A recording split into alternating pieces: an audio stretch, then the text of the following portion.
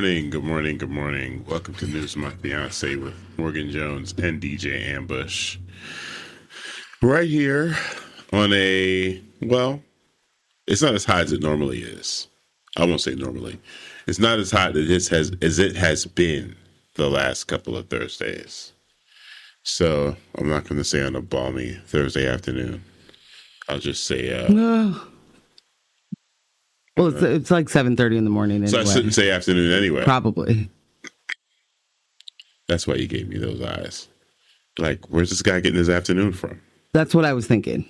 Wow. Ooh. Mind reader this morning. And for my next trick, I'm going to give you a weather... I'm not giving you a weather report. Hey, fiancés. How we doing this morning? Here. It's been a harrowing morning for us already. Man. And I know that you'll appreciate, because somebody out there has done exactly the same thing. We got here and we realized no keys. Mm-hmm. Had to go back home, get the keys, get back here. On time, I'd just like to say. Hello? Made it. You picking up what I'm putting down? But boy, oh boy. A lot of holding your breath, you know? Are we going to make it? Is it going to happen? Boom. All of that. Surprise, surprise. No surprise there. Boom. That's right. Surprise that there's no surprise. The level of consistency that we provide is no surprise. Good morning, AJ. AJ said, it's afternoon somewhere. That's Hello. That's what I'm talking about. Appreciate that. I almost said it's not afternoon anywhere. And I stopped myself because it is afternoon somewhere. Just, not in this country. I definitely would have got you with that one. Yeah. So if we sound a little off, that's going to be it. We're still trying to breathe a little bit, bring it on down, figure out, did we even actually make it here safe? Did we do it on time? You know, all the things that happen when you're late, or you think you're going to be late, or your routine is messed up in any way. Mm-hmm. Thrown off a little. Thrown off just a touch. It's rough stuff, you know? But we're going to breathe it out. Yeah, I think we're good, man. I hope so. Yeah. Fiancés, how are you faring in the heat? It was like 90 yesterday. Is that right? Something like that. If it got that hot, thank God for being in the office, because I was unaware. And I do recall days being like that in the old Portland Art Museum when... Because it was frigid in there. Frigid in there. So it'd be like 112 outside. Have no idea. None. Walk out for lunch or something and just melt. Like, oh my word. And then back then it was happening, like it was hitting those numbers after lunch. Remember, it'd be like 4 o'clock. Yeah, because like the peak heat of the day is like between 4 and 6 or something now. Like, which I feel like. That's not what I learned in primary school. You know? 12 noon.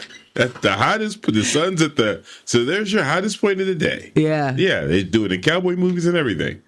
It's true. Now, no. It was like 3, 4 o'clock, 5 o'clock. I'm like, why is it 116 now? Oh, because the sun also doesn't go down till 10:30. So, right. Oh, yeah. Woo. Yeah, that peak heat is no longer at noon. Lord have mercy.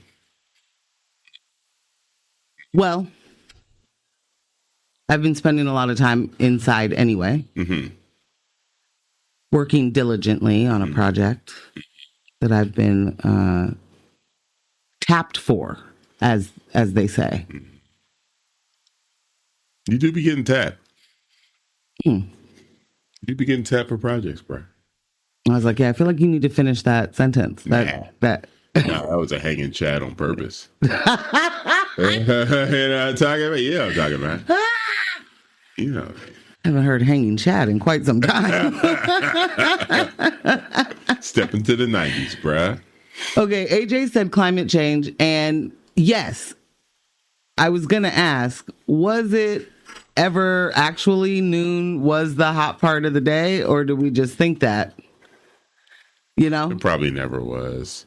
It might have been, though. I mean, I remember being real hot in the summer as a kid, Running around out and about. bikes. Yeah, like doing, but I mean, you also, I don't know. I don't know. I know. really I'm remember. with you. I think I remember us being like, if we're going to be doing something all day, we get out there like 10. Early. Yeah, and then we break, like we go inside somebody's house, or like we're chilling For a little bit. For a little bit. We in the woods or something where it's shaded for lunch. Not the woods. Oh, Go yeah. on.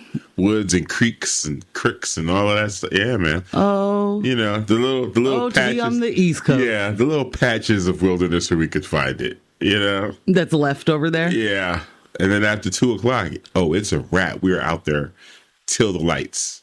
Boom. Yeah. There are days we go different places to play ball, just like the hoop in different people's parks. And yeah, noon? Nah, man.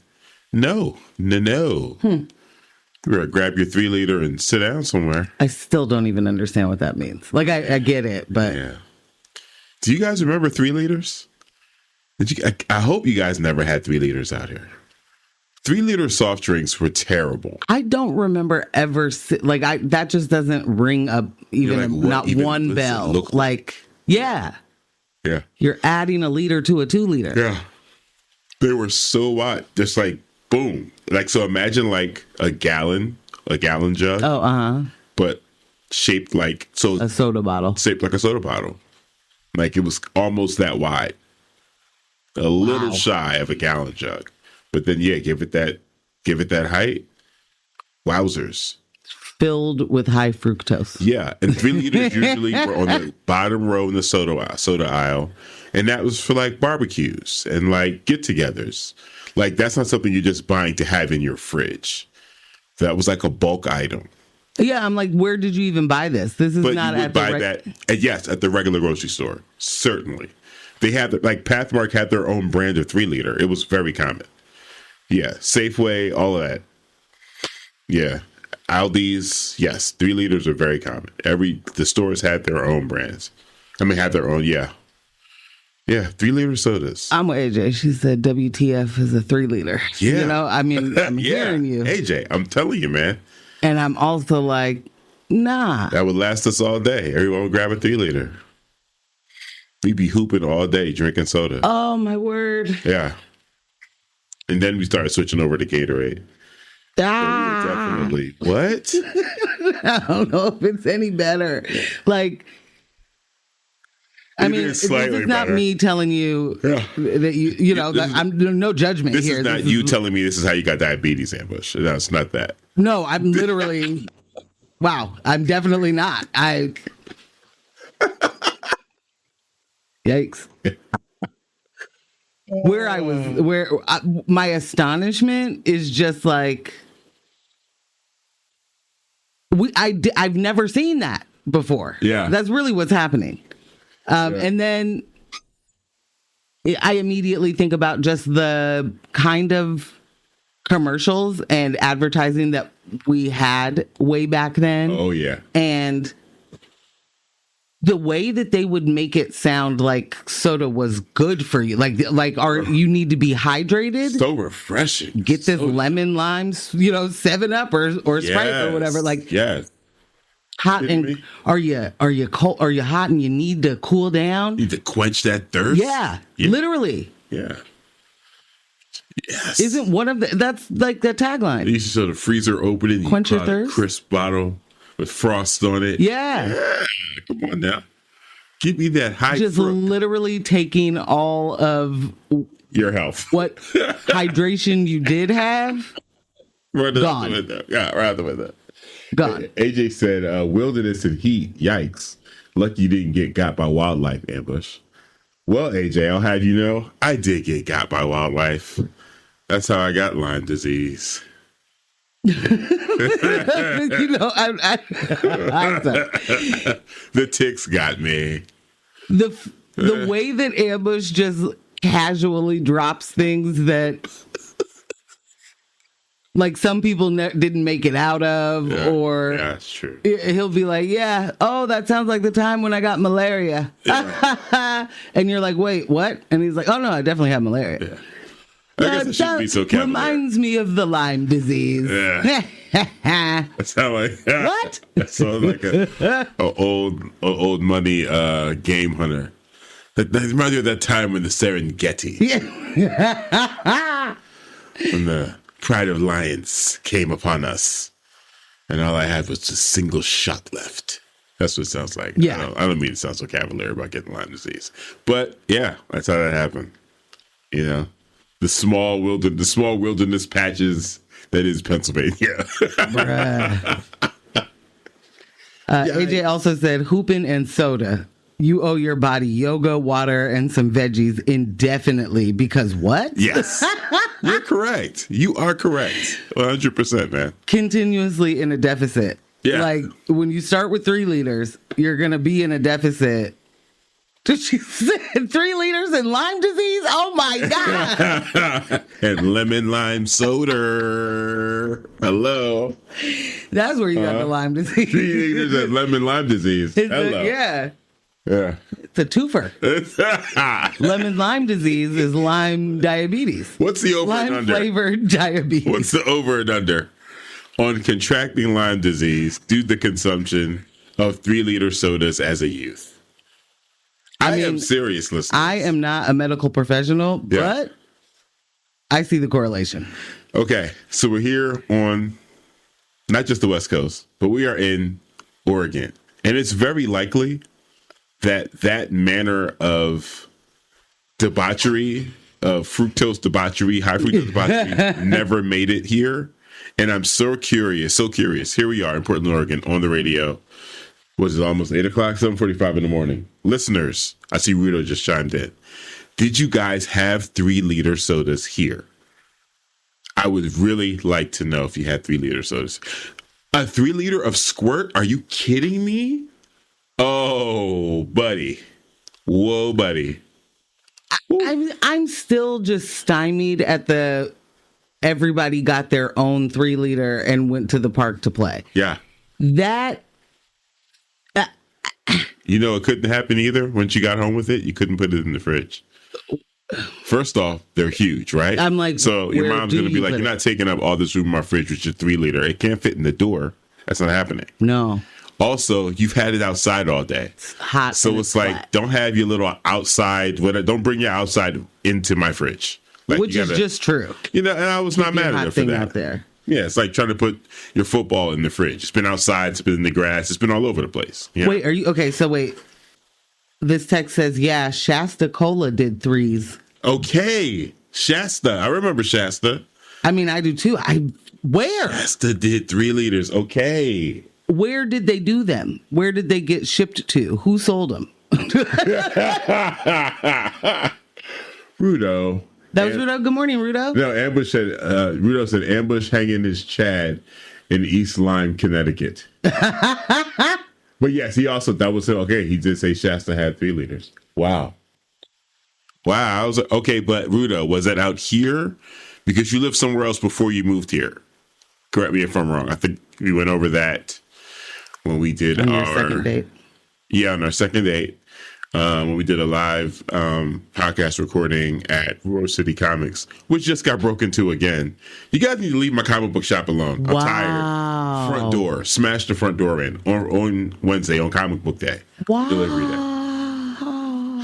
Donna doesn't need to walk into this crap. Get it together. But yeah, Rudo, was that here or was that before you moved here? We're doing a survey for anyone just tuning in. Do you know what a 3-liter soda is? Did you used to have them at the backyard birthday parties with the Cosmopolitan ice cream and the yellow sheet cake? When you say Cosmopolitan ice cream, do you mean the Neapolitan ice cream? That's what I said. Okay. You were so silent. I knew there was something wrong, but I kept powering through. I was just trying to. I just kept powering through. Yeah, she's going to know what I'm talking about. I mean, I definitely did. It just hit me like a. That's a Cosmopolitan drink. ice I don't cream. think that is Okay. that what that's called. Are you guys strangers to Neapolitan ice cream as well? The 3 flavors? Strawberry, vanilla, chocolate, all in one box. I'm familiar. Those boxes used to perplex me. Like, why would you send ice cream like that home? This thing just opens as the ice cream keeps melting. It's spreading open. It's like, that was never a good design. No. Never a good design. No. As soon as you open it, there's drippage. Didn't matter how it could be a brick in there. Yeah. And open it, and now there's All over the place. just stickiness all over the counter. Now, it did work in the big cardboard tubs. You remember those, right? Those are also for parties and backyard things. The big circular cardboard tubs. I don't remember a cardboard situation. I do remember big tubs of ice cream. Ones. Yeah, those were perfect. My mom would get at like Handle, Winco, right? I think. Yeah, and yeah. she'd get that for Man, backyard things. We are living our best high fructose life here right now.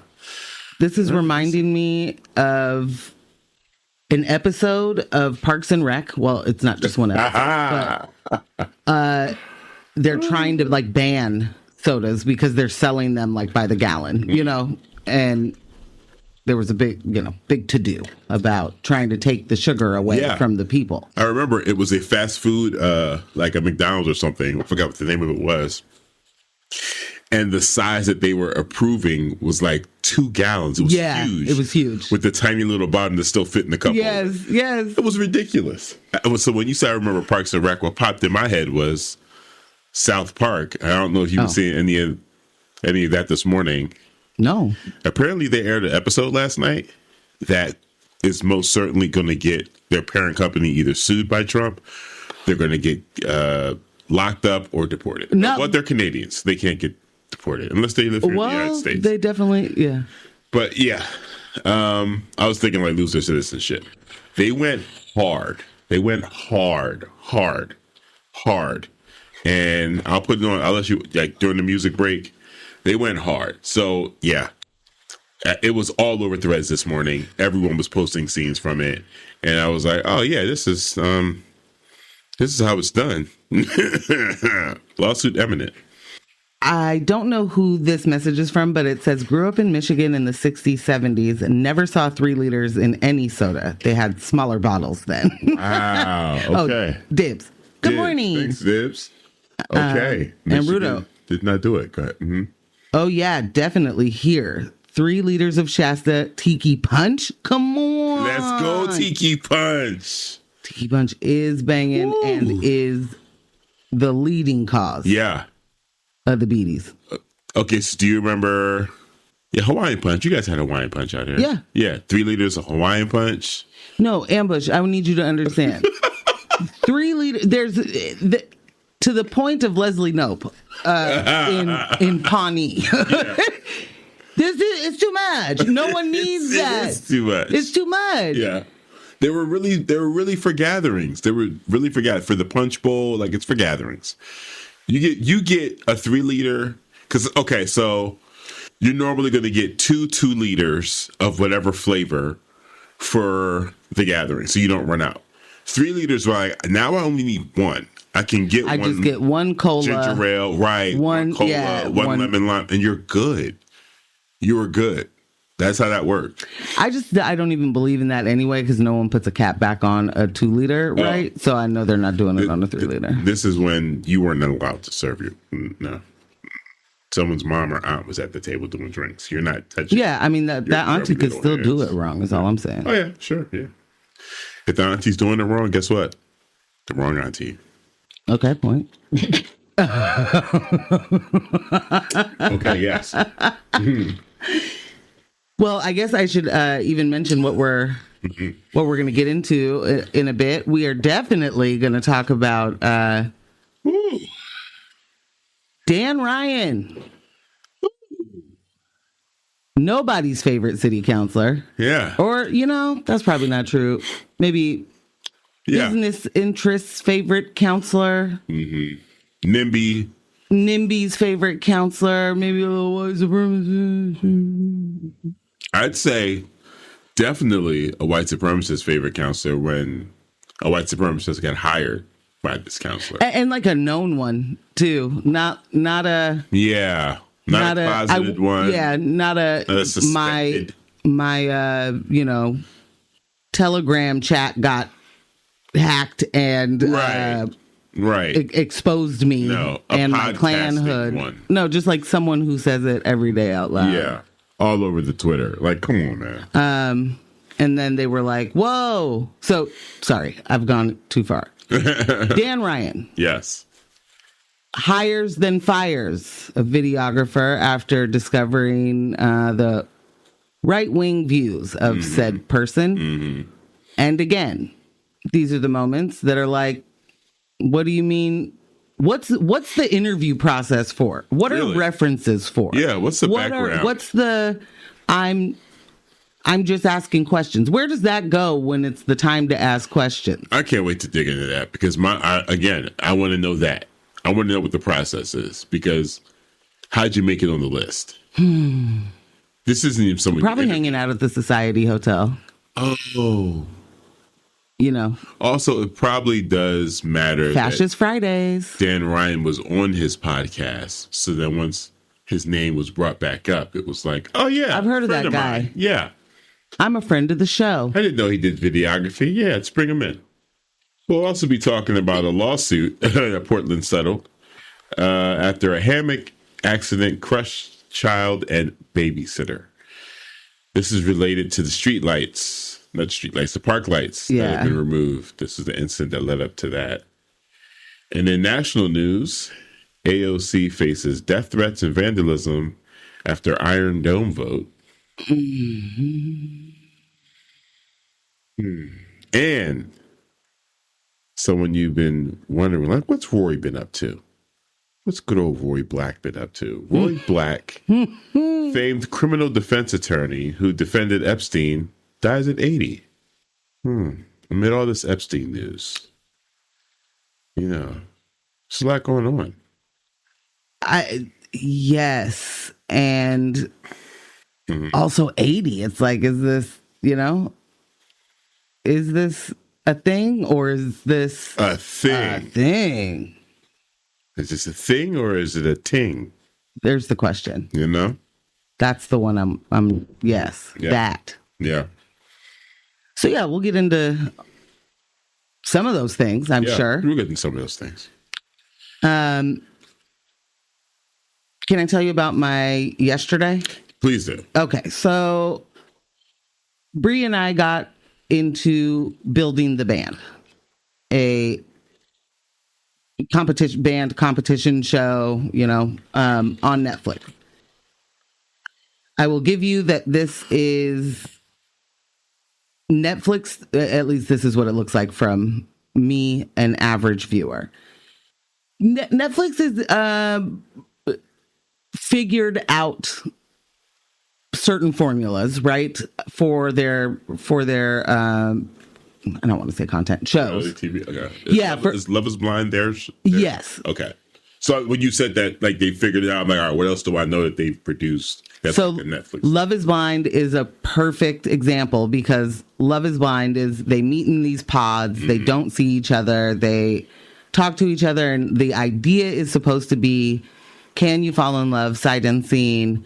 And then keep it going. Right. Like, once you see each other, are you actually able? Are you attracted? Right. Are you, Are you forcing yourself? What's happening? Right. So, like I was saying, they figured out a formula that works, but then I'm watching them try and apply it to a lot of things, right? And when Bree was telling me the premise of this, I was like, wow, they really are just like, okay, we're just going to keep doing this one thing and see, and see how many different ways we can do it.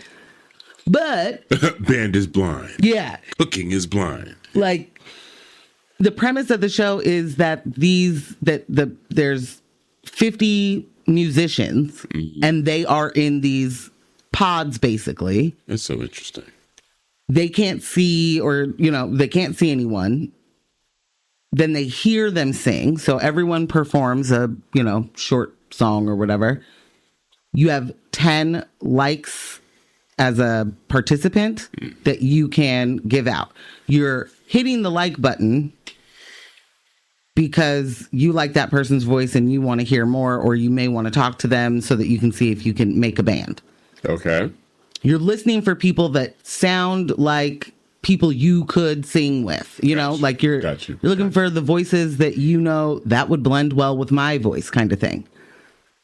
I didn't love the addition of the likes and, you know, like even calling it that makes it very social media, social currency coded, you know, like, and but not necessarily a vibe you're trying to engage in when you're watching something else to escape that form of media. Exactly that. Yeah. Now you're bringing it over here. Now it's everywhere in my world. Now these people are going to be so sad because they didn't get enough likes. Yeah, I'm on TV worried about likes. Right. Come on, guys. Right. And I mean, I really feel like folks didn't pay attention to how much that affected a lot of kids when Right. in real time of being like, I don't get any likes, you know? Anyway.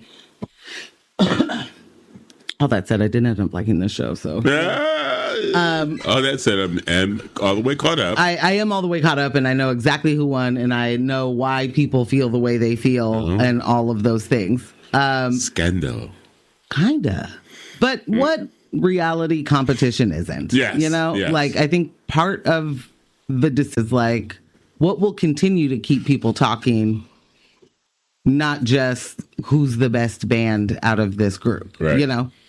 But I'm going to try and be quick about the background of it all. Like, they listen, they like it or not. You got to get at least 5 likes to stay in the competition.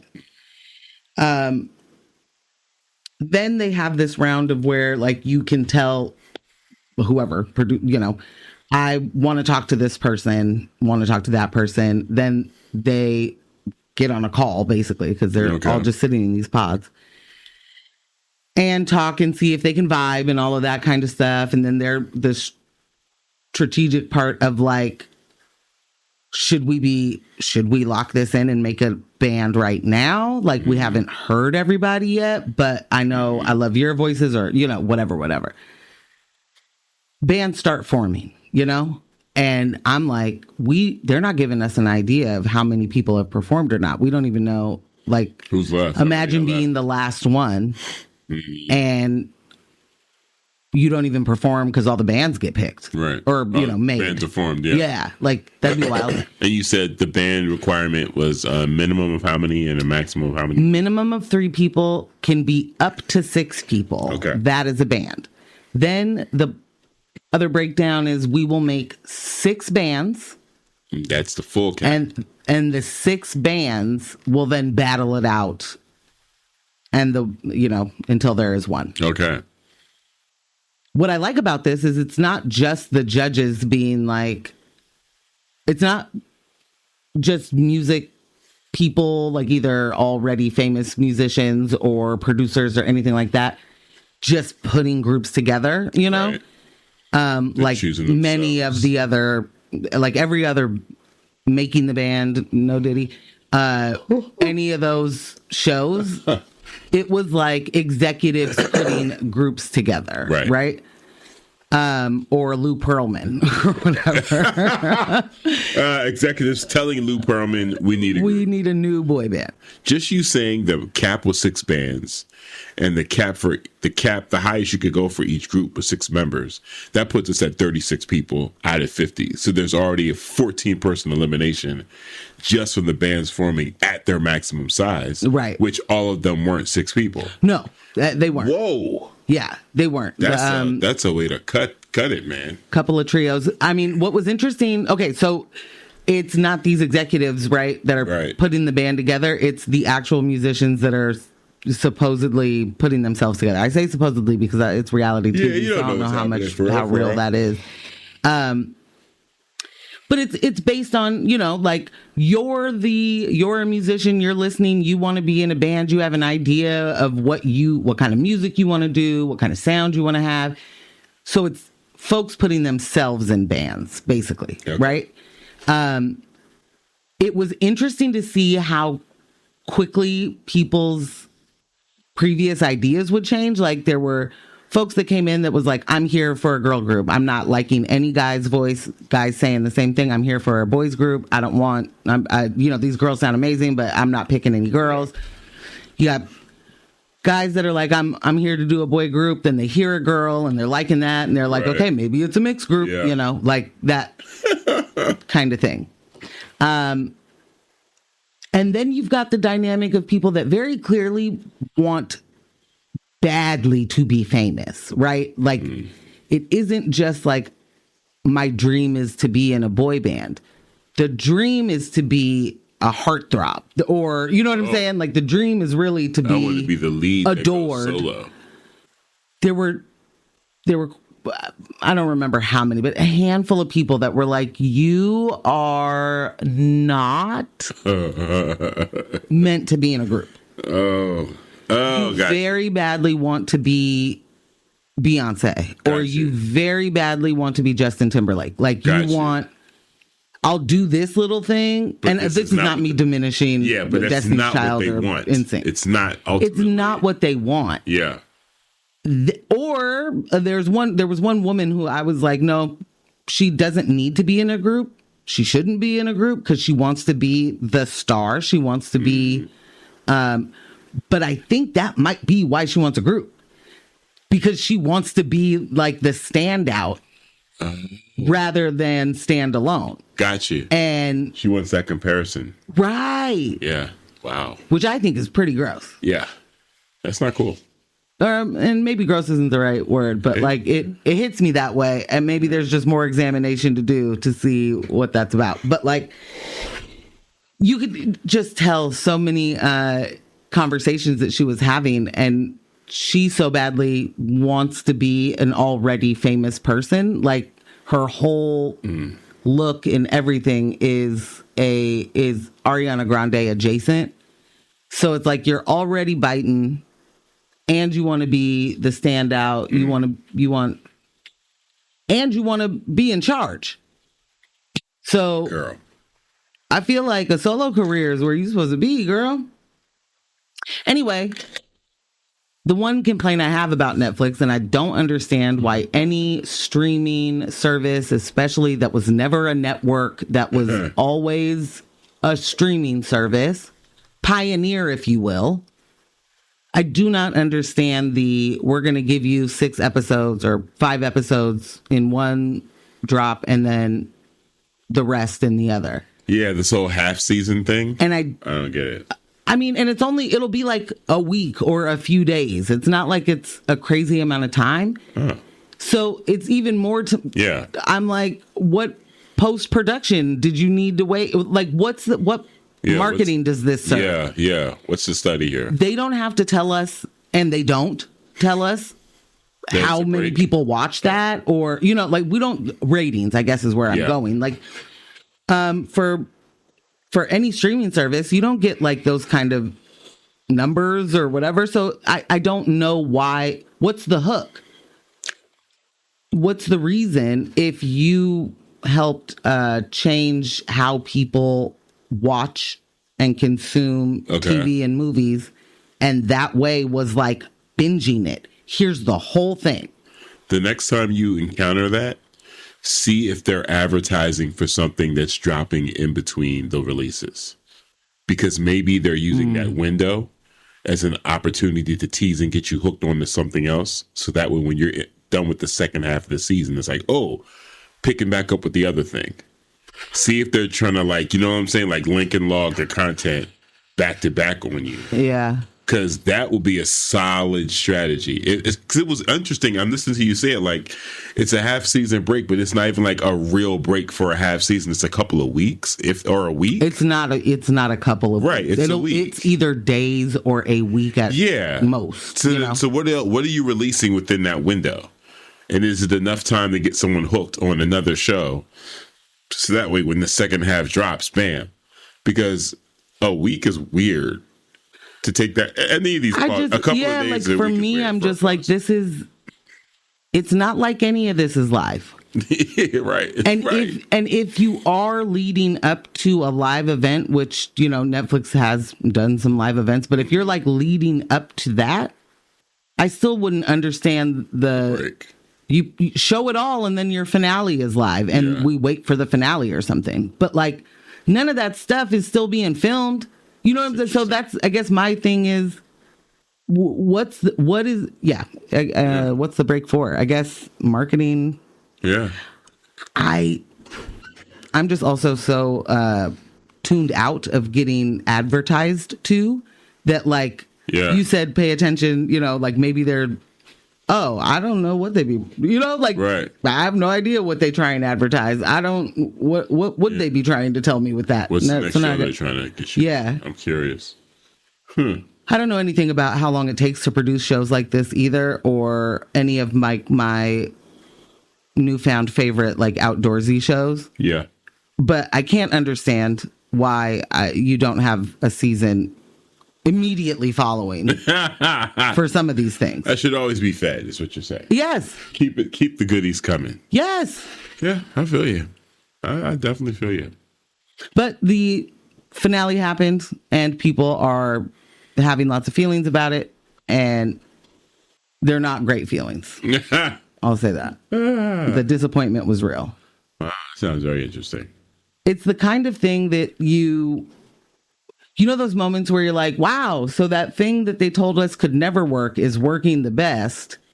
And then you're like, yay, people are going to catch on to that. Like, obviously, we're all watching the same thing, right? This is the best. And then they're like, I'm just going to vote for Joe Byron.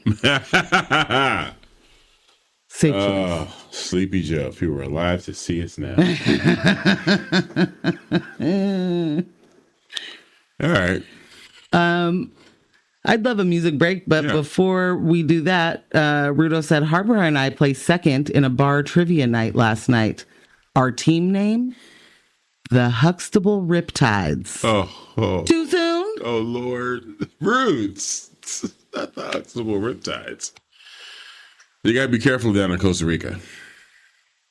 Lost a legend down there. One Malcolm Jamal Warner. Yeah, man. I like all the old videos from different shows and stuff that are popping up. It was like, oh man, I forgot they did that show. I forgot he had a show with Diana Ross, the Tracy Ellis Ross.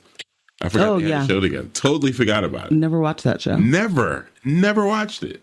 Yeah.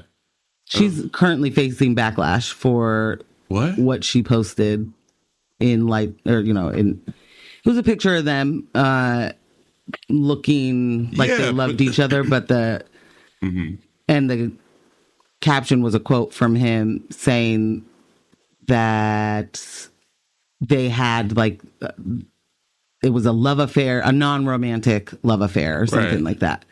And people are like, are you kidding me? Oh, they gotta chill out. I saw that, and it looked like it was from like a magazine spread or some type of marketing advertising for that show, whatever. Yeah, exactly. It wasn't like their wedding pictures or something. People gotta chill. But is he married? I believe so. Yes. Yeah. I mean. Yeah. But I mean, that happened when he was married, I'm assuming. I mean, I don't know. Oh, now you don't know things. Typical. Okay. Wow. Didn't see that turn coming. All right, yes. I'll take that music break now. Yeah. She's like, you little spicy so-and-so. Yeah. All right. A bit of sass from the boy. Bit of sass from the boy. All right. We'll be back with What We Do in the Shadows. I got to find the theme song. All right. I can sing. And we are back. Welcome back to News My Fiancé with Morgan Jones and DJ Ambush, in which we discuss reality television shows and what else were we Cars. And cars? Yeah. Well, I was just throwing stuff out there since you're. Listen, sounded like you were redefining the show. So I was. Well, I was more lollipops. Recapping the first segment. Oh, my bad. Cars, lollipops. He's like Steve Carell's character from Anchorman. I love lamp. I love lamp. That's a good one. But do you really love lamp, or are you just looking around the room saying that you love things? I love stapler. Okay. Cars, lollipops. That was funny. Oh, man. I do want to hear about this T app. So maybe, I don't know, maybe we can squeeze in the end of the show. Is it something for, like, do you have time to do more research on it and we get it on Monday's show? I want to hear about this app. But I also, we definitely got to talk about Dan Ryan. Okay, well, I'll be really quick with the T app. I can do that. I think fingers crossed. Let's get it. Okay, so there is an app called the T app for women, and it's, I think the best way to they describe themselves as Yelp for men, for dating men. For dating men. And Fabulous. You are able to, rank and rate. I think I'm not in, so I don't know just yet.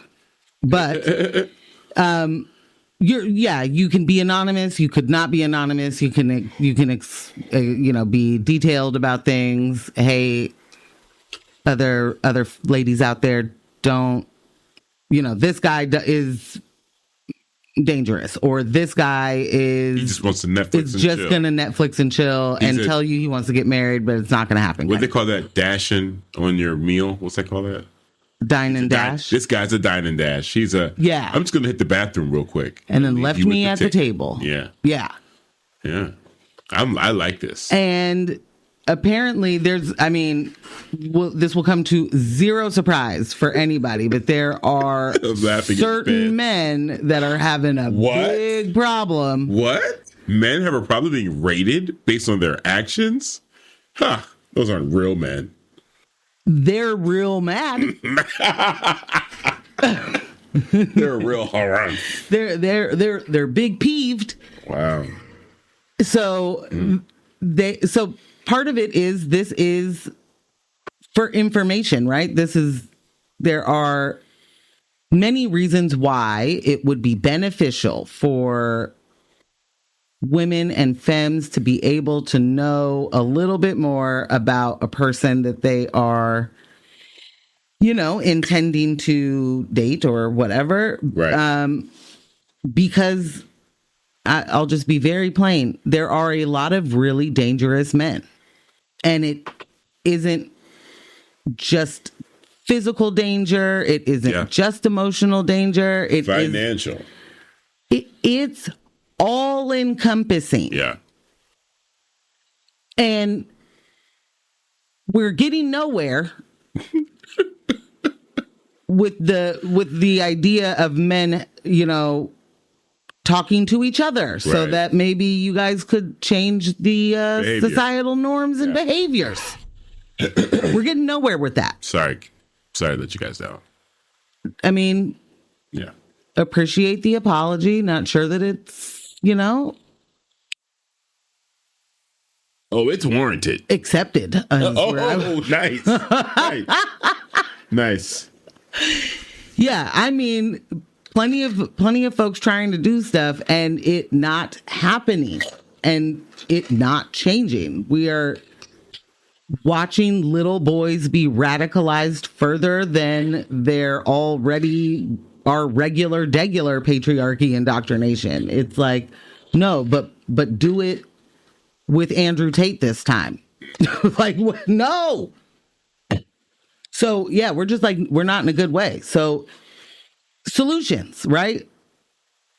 Seems like a solutions-based thinking to me. Yeah, I'm a fan. I believe this is a solution you once thought of. They're gonna have me in there for emotional distress. Ambush will not realize you're flirting with him, and it's gonna be like, this guy. I've thrown, flirtations at him. I've shot every shot. And he is horrible. You see him, keep it moving. Does he hate me? Or is it you too? Right. Right. Is it all of us? Is it all of us? Or maybe religious school? Who knows? You know? He does talk a lot about it. I'm just trying to figure out how you became oblivious to. There it is. There it is. There it is. Oblivious. No, I was going for. I was reminded that this is something you thought of doing many years ago. Yeah. I can't wait to unpack that with you guys. And we'll do that another time. I think I even know where my notes are on that app. Started a Facebook messenger group and everything to start talking, because I was coming from the angle of, I know how this thing should be built, and I started talking to you and Rhythm, about it, and was like, this needs a focus group of just women. Yeah. And I started pulling that focus group together. And then lifed, and I met you, in person at that point. You set me off my feet. And then you were like, come move to Portland, Oregon. Don't worry about making apps to protect women. Just get on out here. Yeah. That sounds about right. Sounds about our trajectory. Yeah. So you get out Came here, I swept you off your feet. Yeah. Yeah. And then forced to move. Yeah. Which we are coming up on the 9th anniversary. Should be 10th. Oh, you're right. I mean, just 10 how would be 2016. How numbers work. that, 2026 rather. Yeah. Yeah. All right. You're right. 9th anniversary. Yeah. I mean, I think that's a really big deal. It is. It's next week. You dangled records and comic book shops and all types of stuff in front of me out here. I dangled nothing. You dangled tap water. Drinkable tap water. Drinkable tap water. She said, this is how I'm going to get them. Oh, yeah. The glass right up there. There's some water in the fridge. What? Go to the tap ambush. And then you turn around and giggle to yourself like. And I was like, this is pretty crisp and cold. No filter? Don't understand. What is this? And the first gulp, and he was like, got him. Yeah. I wish I would have actively known that. My 3-liter soda days are behind me. Is this weird? Teenage TMNT. Mutant Ninja Turtles totally radicalized me in the 90s, and I turned out okay. But you are a master splinter. Oh. Very nice. Look at you. Dibbs said the giant steps riff. Oh, slap me out of bed. Nice. Yeah, that was some old Stro Elliot, Kamaal Coltrane. That old Stro Elliot, man. All right. MJ. Yeah. It's time to get into some local news. Let's do it. Foolishness at high noon, which apparently is not the hottest part of the day. Also true. Well, there's been some hiring and firing going on over at the City Hall. Say what? Dan Ryan fired his videographer after discovery of right-wing views. Can I ask you a quick question? Yeah. If you hire a videographer and fire them 3 days later, for whatever reason, isn't that crappy hiring? Oh, 1,000%. Just like, for whatever reason. Like, 1,000%. Yeah. I'm going to say not great hiring, not a great vetting process. Yeah. Or non-existent vetting process, or maybe this is one of those moments where you think no one knows this person in that same way, and you're just like, this is my buddy that I see every Friday at the Society Hotel. And so, he needs a gig and I need a videographer. That's definitely what I think it is. So, hey, man, totally. It's been great talking with you. Let's, here's my card and blah, blah, blah. I don't need to vet my friend. You sure don't. 'Cause, I know all about him. Yikes. So, City Councilor Dan Ryan has fired Andy Chandler, a local podcaster and video producer, just days after hiring him as a part-time videographer, citing concerns about Chandler's public political views. Chandler, known for his controversial Northwest Fresh podcast and outspoken right-wing commentary, was let go after only 3 days on the job. Quote, "We had hired Andy Chandler to work as a videographer for us part-time," said Ryan's chief of staff, Kezia Wanner. But as some information about his past expressions of personal views have come forward that are not in alignment with our office values, we have decided to end his employment arrangement. Chandler's brief tenure with the city spanned from July 14th to July 17th. 2025. $17. Chandler's online presence includes frequent critiques of gender-affirming care, DEI. Sorry, I'm so tired of these anti-woke people that it's just like, you're tired of diversity. Cool. And what he has described as anti-white discrimination in Portland. Whoa. You know anything about that? Half of you is discriminating against the other half of you, Morgan. Were you aware? Yes, it's a constant battle. It's just been a struggle my entire life. Internal battle. Yeah, it's just every day, all relentless. Oppression, oppressed. Welcome to the One Woman Show, Morgan Jones. I'm trying to conquer and also not at all. Yes, give me more Clayface. I am going to say that part again, though, so that everybody remembers it. So keep that part in your pocket. He has,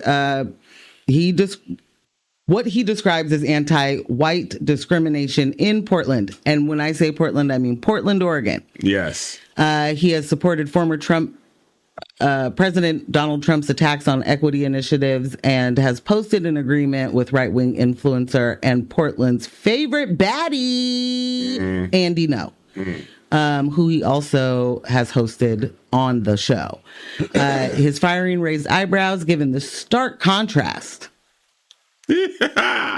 between his public views and Councilor Ryan's platform, which emphasizes equity, inclusion, and justice. We don't use the word diversity anymore, but we will still say other things. Yeah. Ryan, who is openly gay and has a non-binary spouse, had previously appeared on Chandler's podcast, as had Wanner.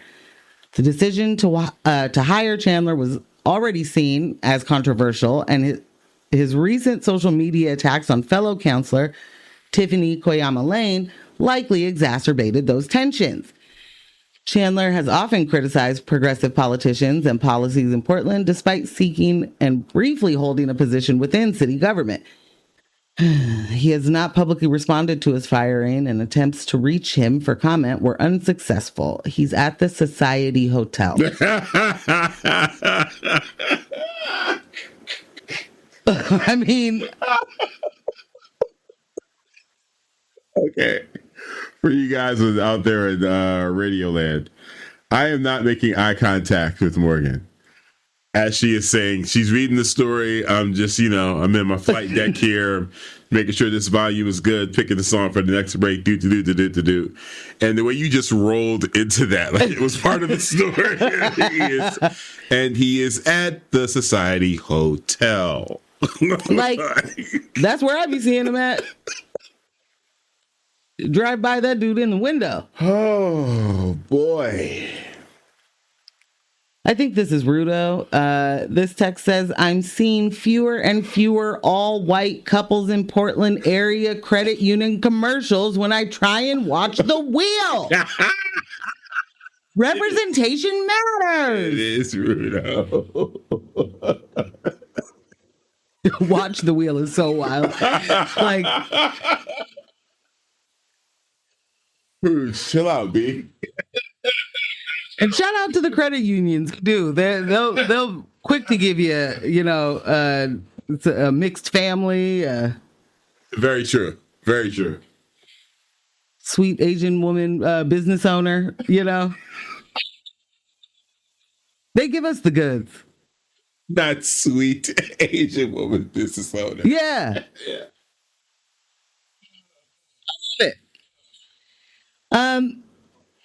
So I just want to say that when you hire racists and fascists, you what camp does that put you in? The police. Oh. PPB. Whoa! If I You're on the right track. do I get the fries? Are you? Alex, can I have the police for 800? Wow. Yes, that. But what is that? I mean, you know, talk to me, fiancés. Tell me.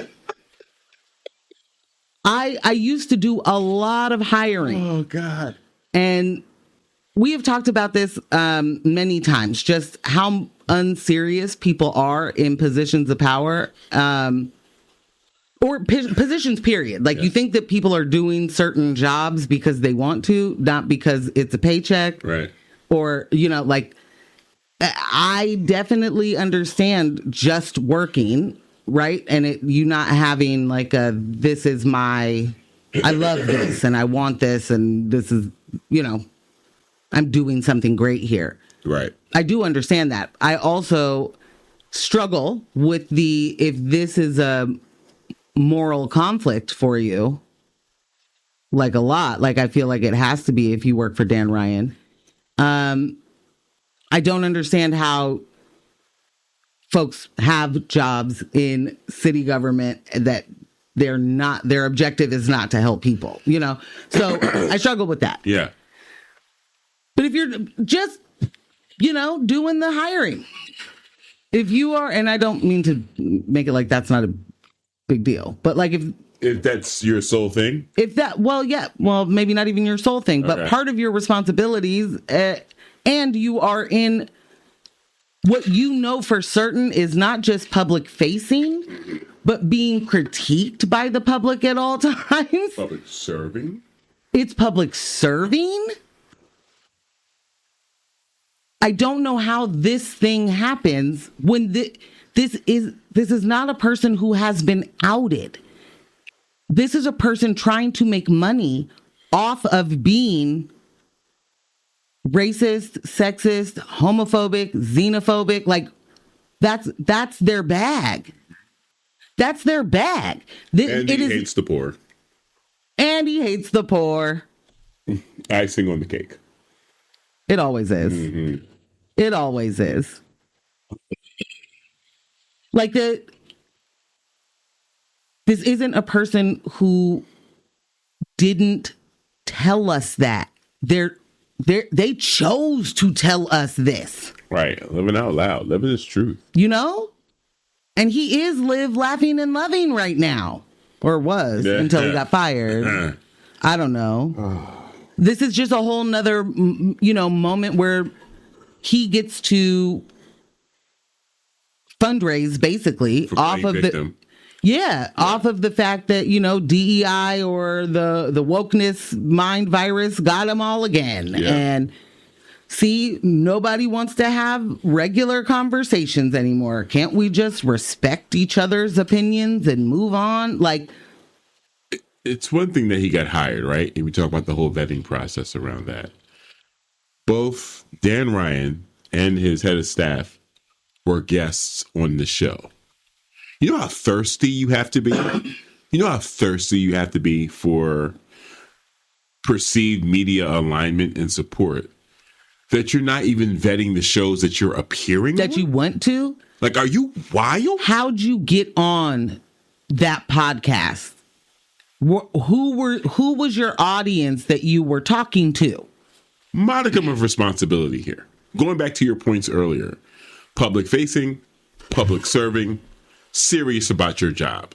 Modicum of responsibility to vet the media platforms you're going to be on, especially local media where it really, really counts. Local independent media where it really, really counts.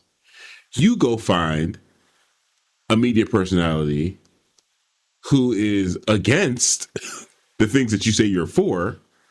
Bruh. And you're smiling on the show, on the video podcast with them. Yay. Again, I'm going to ask you, who were you there talking to? Were you doing were you there to try and get those far right radicalized folks to meet you in the middle? Are you like, hey guys, we don't do fascism here because we love capitalism. And so we're just like, we just want to talk about business and like getting the business owners and we got to take care of those homeless people, get them off the street because the business owners, like what were you talking about? I'll tell you one thing. It wasn't a 1v1 Jubilee. All right. Okay. That was not Dan's strategy. I'll tell you that. There is zero reason to pander to people who do not even believe that you, Dan Ryan, are a human. Right? Or that you, Dan Ryan, are an abomination. We can disagree about flavors of ice cream and favorite songs to listen to. We cannot agree to disagree on who's human. We can, if we are playing this in the way, and I have heard accusations of this. If we're playing this in the way of, say, who's the Jenner, who's right wing, part of the queer community. Why these names are just Caitlyn Jenner. If Dan's up there saying, "Listen, I am a member of the queer community, but I'm not the queers you don't like." Yeah. If he's playing the separation game. Well, he's been playing that. So that's what I'm saying. This is me also like leading into what I've already heard. Oh, okay. Excuse me. I'm sorry about that. But yeah, if then that lines up when you're like, well, who's the audience? Well, this is kind of his people's then, right?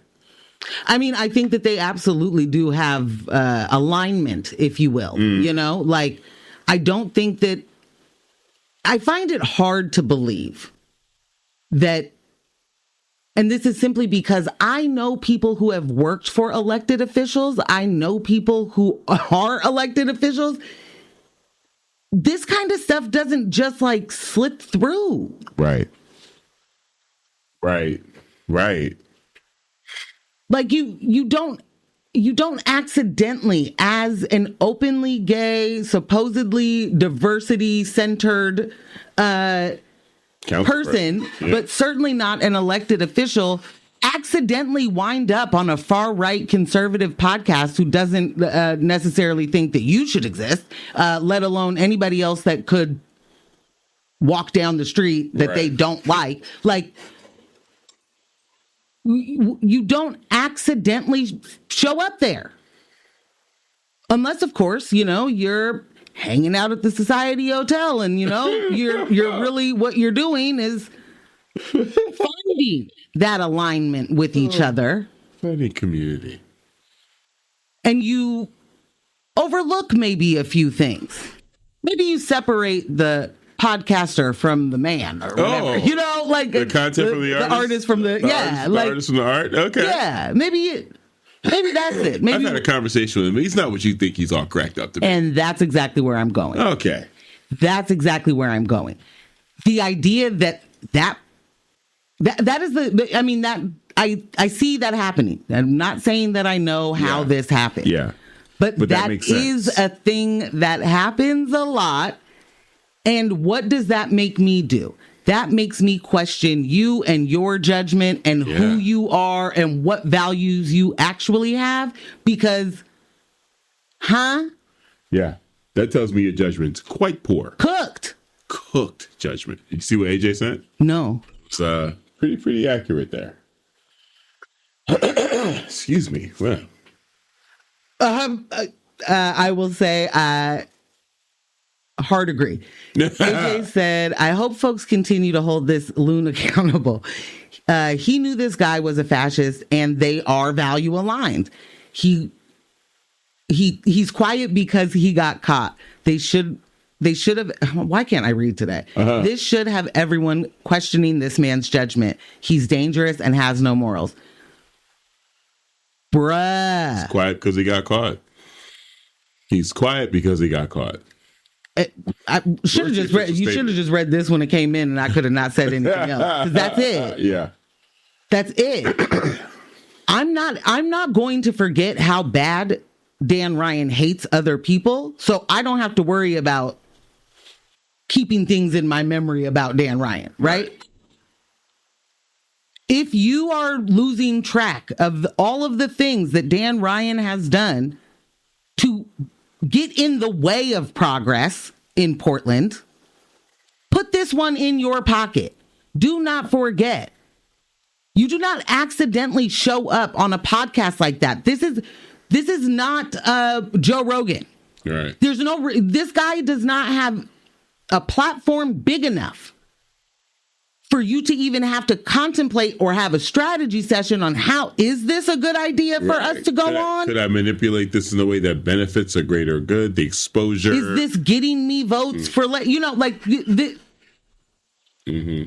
there's no audience that this dude has that's big enough for you to do a think tank over should you or shouldn't you. You should not have that person shouldn't be on your radar. Yeah, for sure. Except for on the list of people we do not let you talk to. Right. I also knowing people that have worked for elected officials who do have a very serious buy-in to whoever the elected officials, policy and their vision, that would never allow that kind of thing to happen if they could stop it, right? Oh, yeah. So but we definitely know that the boss is the boss is the boss at the end of the day. And if they're like, oh, I'm definitely going to go do this thing, really only a little bit you can do, right? Yeah. That'd be for me, I can't do this job anymore. Yeah, I got a dip. I can't read this message. I think, P-Town? Is it P-Town? Yeah. Hi, babe. Good morning, P-Town. We'll see that in the description later. Relatable content, P-Town. Relatable content. Yes. Oh, man. Okay. Real quick. Yeah. This text from AJ in happy news today. Equitable Giving Circle is celebrating 4 years of our free community market. Over 1 million pounds of farm fresh produce distributed. That's wild. Reggae horns. Hello. We need all of the loud noises, the bangs, the fanfare, all of it. Congratulations. That's what I'm talking about. Trying to do all of it without screaming in your ear. Congratulations hugely to the team of Equitable Giving Circle. That is news you can use for the haters. News you can use, an actual uplifting moment. Yes. P-Town said Dan is doing what Dan does best, digging for dark money. He's hungry. Gotta get those truffles. Oh, maybe Andy Chandler's just a truffle pig. Oh, maybe. Help him source those truffles. The dark money. I just want to say, think about you in whatever position that you currently hold. And if you were to go to your boss and say, please don't hire that person, they are a known fascist. And your boss was like, yeah, sucks to suck. I'm absolutely going to hire that guy. Oh, well. I mean, how do you really prove he's a fascist? Does he say that? Does he wear a fascist t-shirt? Right. We have allowed the people that do the conquering and oppressing to be the ones that define all of the things for so long that, my entire life we have been dealing with how do you really know that that's racist? What's in their heart? Well, I know that person, and that person doesn't have a racist bone in their body. Oh, that used to be the one. That used to be the one right there. Oh, I never knew bones were racist, But anyway, it all boils down to what somebody finds important enough. Yeah. And Dan Ryan, found it important enough to hire this person in the way that it wasn't important enough to know what that person could do to their own reputation. Congrats. You played yourself. And just remember that this person, Dan Ryan, continues to play himself while he plays us. Yeah. Yeah. So we can like laugh at him and we can also be like, what, never again. But then we have to mean it. It can't be like the next iteration of him shows up and we just do it all again. Yeah. Because this is just the same thing over and over. And I'll just say that Dan is actually real loud with what he does and doesn't find worthy of investment, right? For all of the diversity, equity, and inclusion that he has chatted about, it's been chat. Yeah. It's not been action. And until the actions meet the rhetoric, you don't get hired. She said, until the actions meet the rhetoric, chat to me back. That too. I'm going to hop into a quick music break. Please, I am so thirsty. With the AOC thing. All right. BRB. Man. I was in here jamming. That old John Legend, man. Jamming. Whew. Man. That particular song, that album. Yeah. But, that album. Number one. Banger. All the way. Full. No skips, as they say. My dad loves that album so much. And that song, he be jumping up and down. Just like, I don't know who he don't love no more, but he's singing the song for real, Somebody, dude, they messed up. Somebody ears is burning. Yeah. That's better hilarious. not be my mama's, I'm trying to remember. Was that that's not the same beat for I Try. My mind. No, there was another song. Yeah, that has that John Legend has that Kweli has the exact same beat for. Oh, is it that album? Huh. We'll figure it out on the way home. So, I mean, that one's pretty close. Yeah, I Used to Love You is up there with to I Try. It's like there's similar ties. Kanye was in his era. Kanye was giving everybody the same beat on accident. Yeah, pulling some white claps. Okay, so AOC faces death threats. And vandalism to her office after Iron Dome vote. Not sure if you noticed, guys, but AOC is the enemy now. Representative Alexandria Ocasio-Cortez. I don't know what happened. Just took a bathroom break. That's it. Got back. The good news, Ambush. Campaign office in the Bronx was vandalized, and the Congresswoman has received multiple death threats following her vote against an amendment to defund Israel's Iron Dome missile defense system. Her campaign manager, Oliver Hidalgo Wolin, confirmed the incidents on Monday, stating that law enforcement and security partners are involved to ensure the safety of AOC, her staff, and volunteers. Video shared by local news outlets showed red paint splashed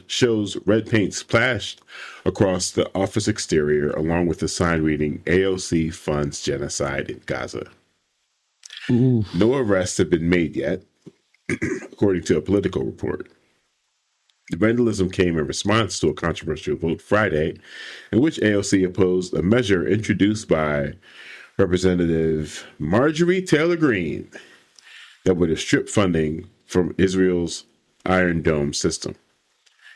Despite being a vocal critic of Israel's military operations in Gaza, AOC defended her vote, arguing that the Green Amendment targeted defensive systems rather than offensive aid or the bombs causing civilian casualties. Of course I voted against it, she wrote on X. What it does do is cut off defensive Iron Dome capacities while allowing the actual bombs killing Palestinians to continue. The New York Democrat also pushed back against accusations that she supported military funding through the broader defense bill, which she voted against. If you're saying I voted for military funding, you're lying. Receipts attached, she said in the follow-up post, including screenshots of her vote.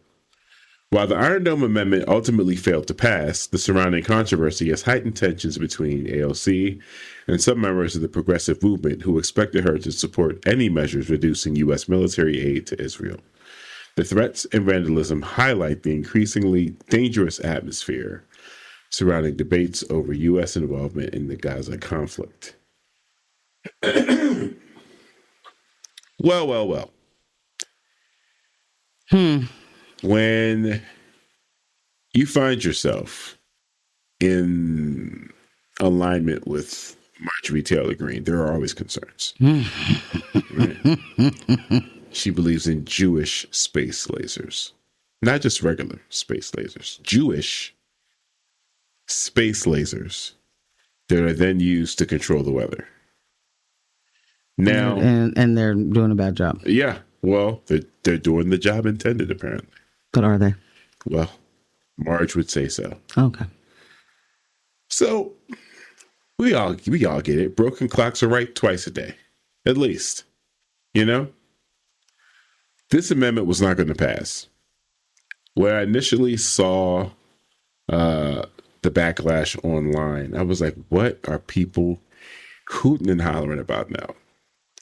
Did little research, and I was like, "Oh, okay, all right, I get it. This makes sense." To try to differentiate between money for Israel's defense and Israel's offense, is weird, because, so they're going to take the money for defense and just use it for defense. Yeah, and it's like, well, that's our defense money. We can't buy more bombs with that. That's only for protection. Right. Yeah. What are we talking about here? I mean, certainly not the place that has been telling us they have the right to defend themselves as they commit ethnic cleansing. Yeah. And the big G. Yeah.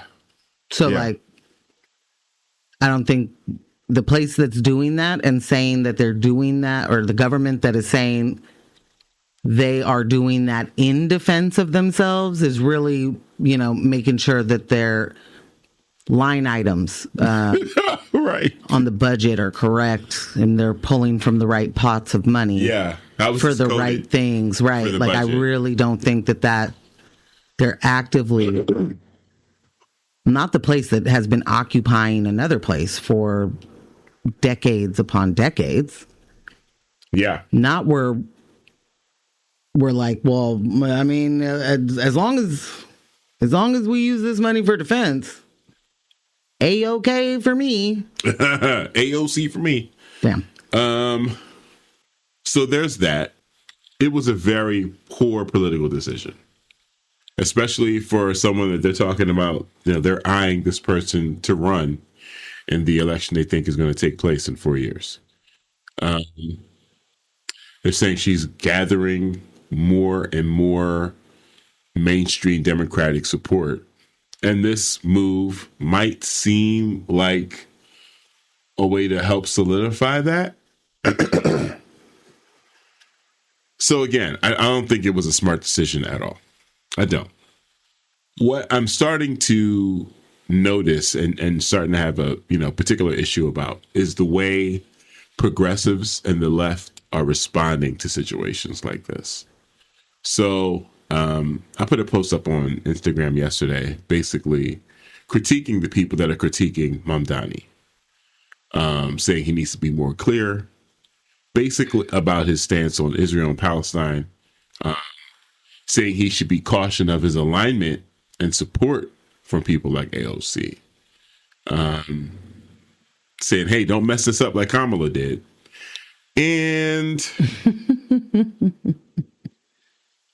I'm in a place where I've found myself far too frequently frustrated, just frustrated.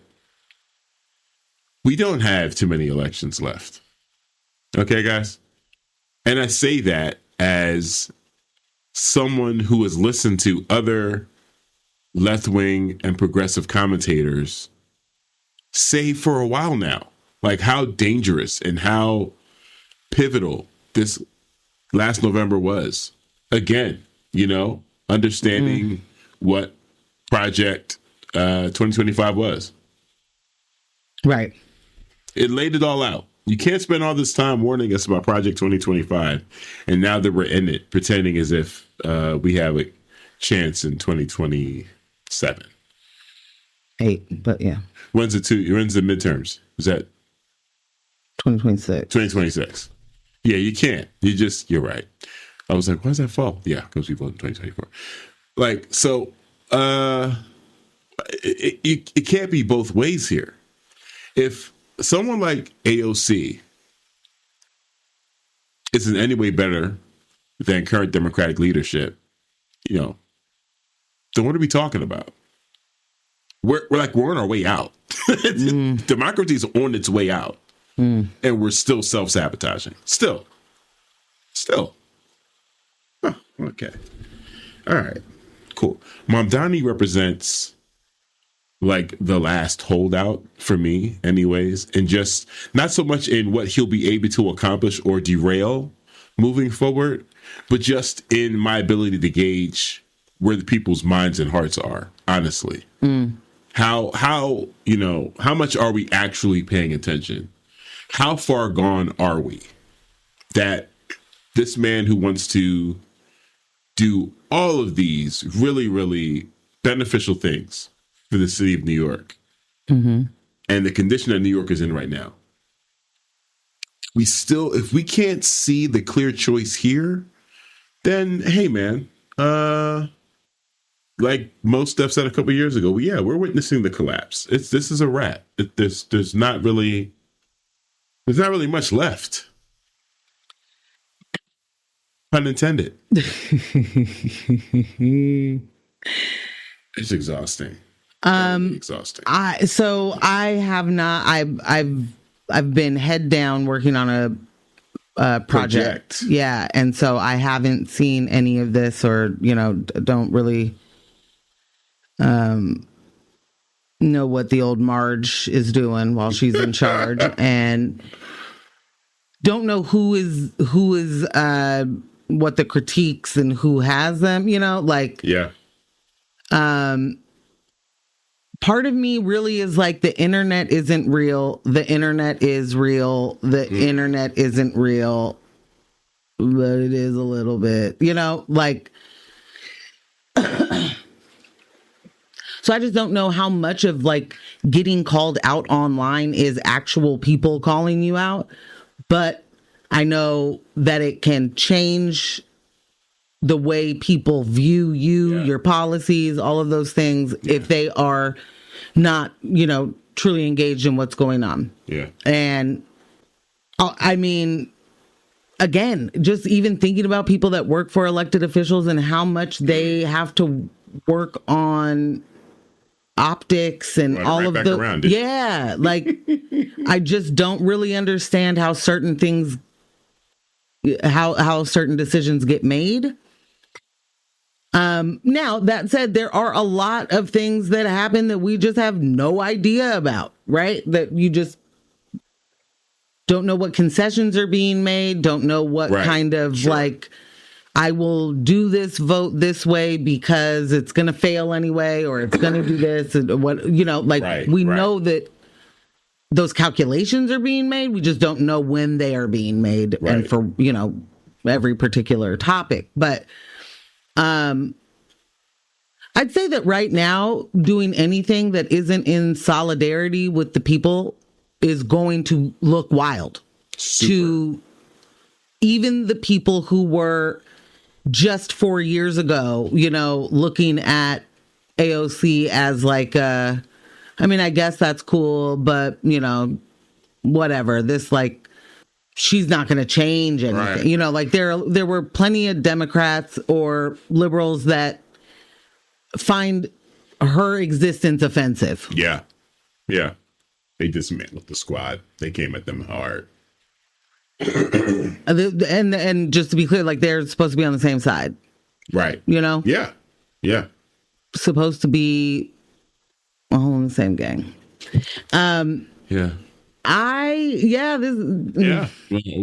We'll watch. Oh, we're done. Further develops. Yeah. Oh, it's quite all right. This was, in fact, News of My Fiancé, brought to you by Morgan Jones and I learn DJ how to tell the Ambush. time. And our illustrious podcast editor, Kaji of Residual Audio. Ba, ba, ba, ba, ba, ba. If you have any audio editing needs, hit up Residual Audio. Audio. Thank you. I don't know why I forgot to do the it. Well, no, I was assist. It was awesome. Yeah. Kyle is super professional. Excellent turnaround times. The man. Just a great all-around guy. It's our guy, man. Yeah. It's our guy. Better hurry up. Yeah, I do gotta hear you. Okay, so playlist has been updated. Kyle's gonna have all of the text messages in the description. Thank you so much for tuning in. You know what it is. Don't let the individuals distract you from the system. Poverty is a policy choice. People over profits. Power to the people. None of us are free until we're all free. Thank you so much for listening. Congratulations, Equitable Giving Circle. We love you. Bye.